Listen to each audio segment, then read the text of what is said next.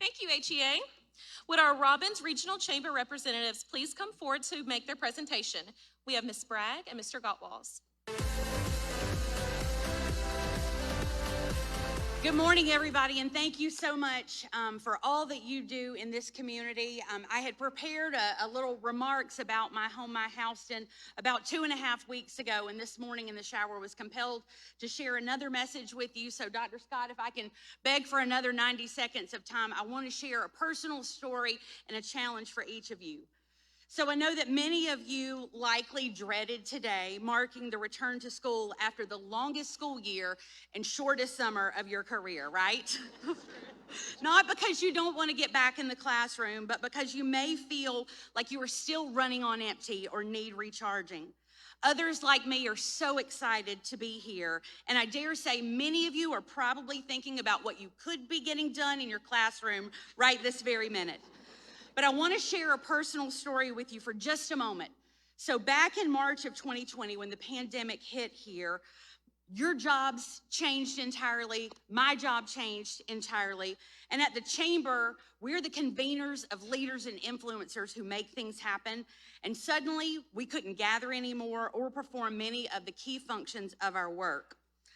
Ironically, this was also a time when our businesses were having to close, and those who were able to remain open had a whole new playbook that no one was familiar with, even those who wrote it, and they needed us more than ever before. We didn't know what we would be doing from one day to the next, but I knew that we had to do something because not doing wasn't an option. So I took on the unofficial role of caretaker of the community, creating and providing resources like Robbins to Go and the signs you see all over town to help businesses operationally and keep our community informed. And if you're on Facebook, you probably saw more of my face in your timeline than you ever cared to, but I didn't know what else to do. The days were long and the tunnel was even longer with no end in sight and ever-changing guidelines, but we just kept pushing. But last October, I was stopped dead in my tracks. See, we, like cars, can't keep running without fuel. My tank had been running on fumes for months and my body collapsed, literally, in the middle of a ceremony on base, and I left there in the back of an ambulance. See, while I had assumed personally this responsibility of taking care of everybody else, I had failed at one critical thing, which was taking care of myself. If you've heard it once, you've heard it 1,000 times. You can't pour from an empty cup. Well, my cup was empty, and I know for many of you at that time, your cups were empty. In fact, I developed severe TMJ that caused debilitating vertigo. In the days and weeks that followed, we had to cancel programs and shift our schedules while I sought medical experts to fix me. I began preparing backup plans for others to pick up the critical pieces of our work while I worked on recovering. 6 months later, I have been released from physical therapy, but I have daily exercises and breathing activities. I wear this lovely dental splint and these rocking shoes everywhere I go, but I still have backup plans for every program or event. But my right hand at the Chamber, Arlie Durham, said something to me that has been a complete game changer. She said something to the effect of, even though we have plans to handle your absence, there is not another you. Teachers, repeat that after me. There is not another me. Let that sink in for a moment because each and every one of you are truly irreplaceable. Many of you ran on empty last year, and while you had some time to park this summer, you also need refueling.